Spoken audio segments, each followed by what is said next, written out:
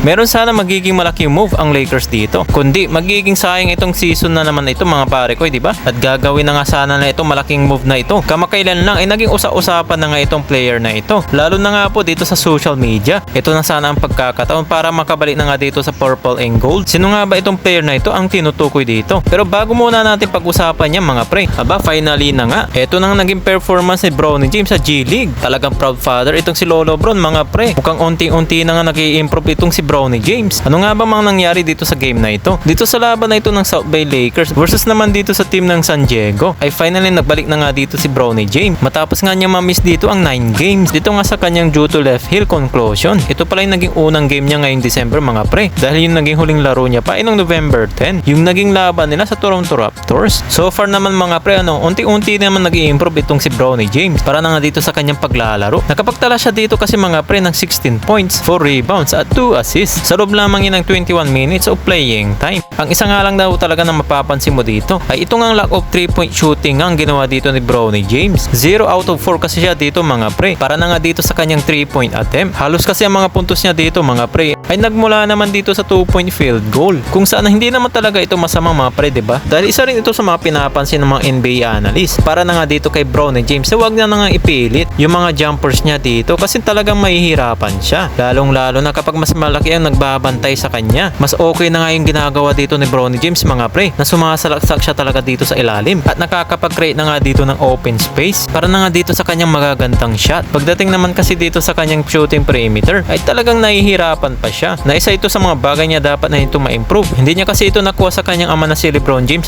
Kahit nung mga panahon na rookie pa siya ay talagang napakasolid nito. Mapa-outside man o ilalim. Pero kung magiging ganito naman yung laro ni Bronny James sa NBA ay sa tingin ko naman makukuha naman niya yung transition dito sa kanyang laro. At talagang naging proud dito si Bronny James na naging performance niya dito. Sinabi pa nga dito ni Bronny James ay nagkakaroon na nga siya dito ng development process at sinusubukan niya na nga matutunan ang lahat para masimulan niya rin dito ang pagiging aggressive. Sakto rin dito yung pinakita ni Bronny James dahil nanood rin ang kanyang tatay na si LeBron James. So pupunta na nga tayo dito sa isang usapan mga pre para na nga dito sa isang player na ito kung sino na nga ba itong tinutukoy na ito para magkakaroon na nga itong malaking move ng LA Lakers. Dito nga sa naging usapan na trade na ito, lalong-lalo na nga dito sa social media. Ang magiging reunion sana dito ng former star ng Lakers ay ito na nga si Brandon Ingram, ay itong player na nga ng New Orleans Pelicans. Nakamakainan lang talaga naging usapan na ito para na nga dito sa kanyang paglipat ng team dahil na nga dito sa balitang ito. Dahil ayon na nga dito sa website ng lakeshowlife.com ay sinabi dito na hindi na interesado ang Los Angeles Lakers para na nga dito kay Brandon Ingram. Ano nga ba mga reason dito bakit hindi na interesado ang purple and gold? Na sinabi ito ng mga fans na sinayang ito ng LA Lakers. Ano nga ba ang dahilan dito ng purple and gold? Dahil ayon nga dito sa balita mula kay Shams Charania ay nagsasuffer ngayon dito sa Ingram ng kanyang ankle injury. So ayun nga ang kadahilanan dito ng purple and gold mga pre na hindi matutuloy muna ang usapang trade na ito. Na ito sana yung pagkakataon na makabalik dito si Brandon Ingram para na nga dito sa team ng LA Lakers.